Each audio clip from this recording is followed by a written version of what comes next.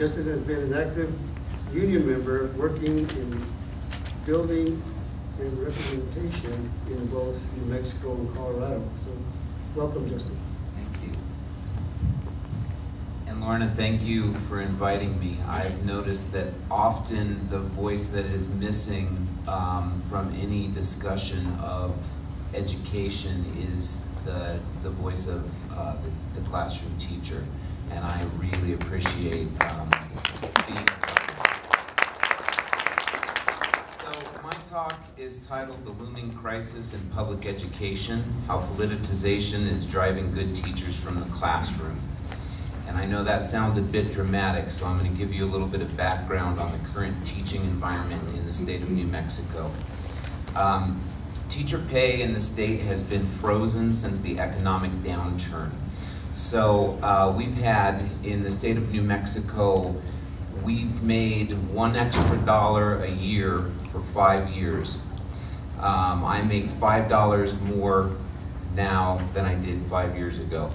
But, of course, the cost of healthcare, our contribution to the retirement system, and simple inflation, of course, haven't been frozen. They keep marching onward, and we keep marching backwards.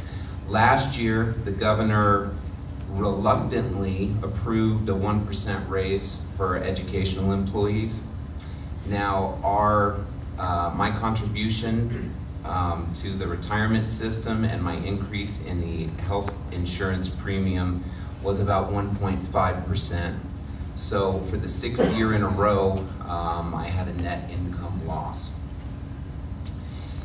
I started teaching in August of 2001. No Child Left Behind was passed in January of the same school year. So it's been a fact of my life for my entire career. I've watched working conditions steadily decline year after year since the passage of NCLB. More is added to teachers' plates every year, and rarely, if ever, is there any time attached to the additional workload. Since the work must be done, but no additional time is provided to do that work, what we end up with is a de facto mandate that we work on our own time. That work is, of course, unpaid. I can honestly say that I don't know any teacher that puts in less than a 50-hour work week. And most of us work upwards of 60 hours, and some of us even more. What you have here is the beginning of a toxic brew, increasing workload and declining pay.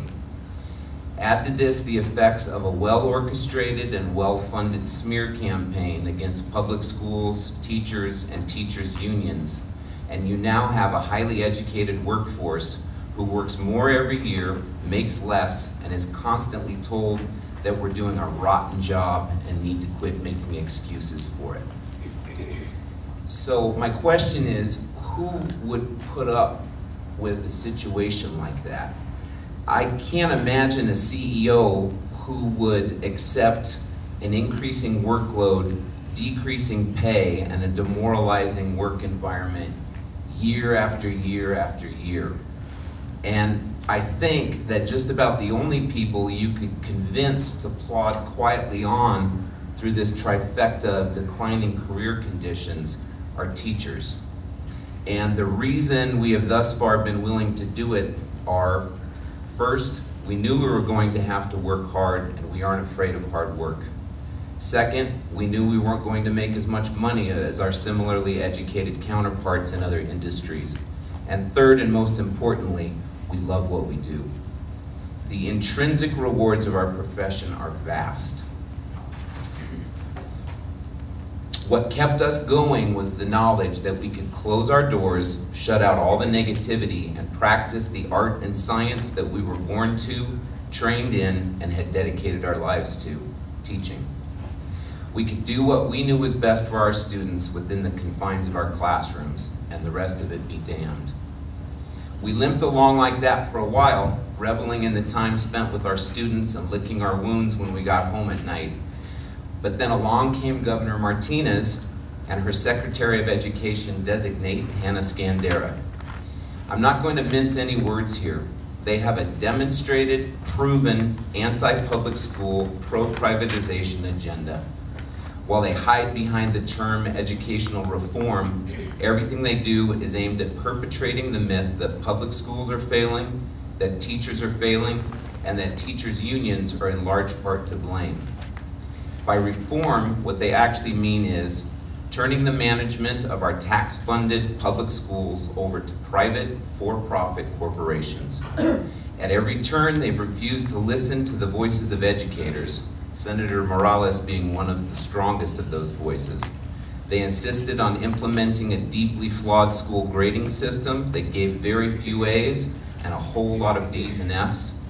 They have also insisted on implementing a deeply flawed teacher evaluation system that's created chaos across the state this year. Senator Morales, Stephanie Lee, and the NEA president, Betty Patterson, all educational experts with years of classroom experience, have offered sound advice all along that's been summarily dismissed by the Secretary of Education, who, let me point out, does not have a single day of classroom experience on her resume. Yet she and Governor Martinez, who also has no educational experience, know better than our educational experts and our thousands of classroom teachers who've been begging them to slow down, back off, and listen. State-mandated testing has gone through the roof without any coherent plan for rollout. The Common Core standards have also been rolled out in horrendous fashion with little to no training for teachers who are now being evaluated using these same standards. The stress and feeling of hopelessness this has caused is the catalyst that will turn that toxic brew I was talking about into a bomb. We have already begun to see teachers exiting the profession. At the Christmas break, statewide, we had teachers leave in unprecedented numbers. Here in Silver, we had 4 that I know of, and this is absolutely unheard of.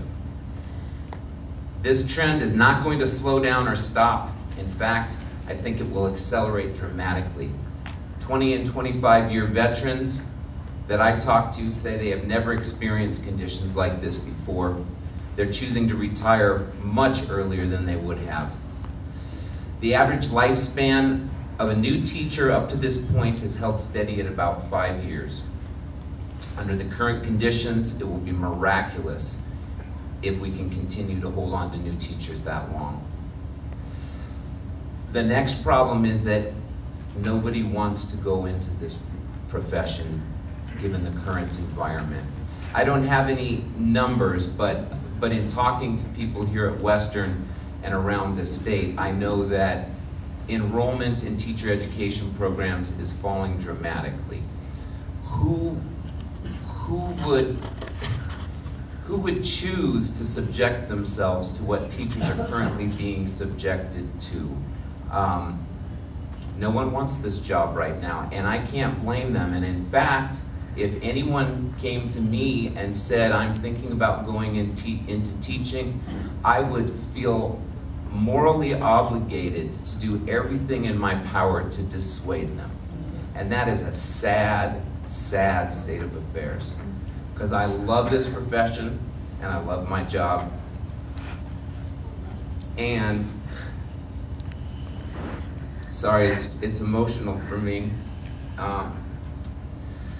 What we have become is a battlefield for corporate interests who see dollar signs, not children and not teachers. We'll begin losing our best and brightest. In fact, I'm one of them. I turned in my resignation to the district today. I can no longer stand by while the profession I love is driven into the ground by corporate greed. I'm not walking away from preparing myself for a fight, and I'll not rest until my profession has been returned to its rightful keepers, the teachers.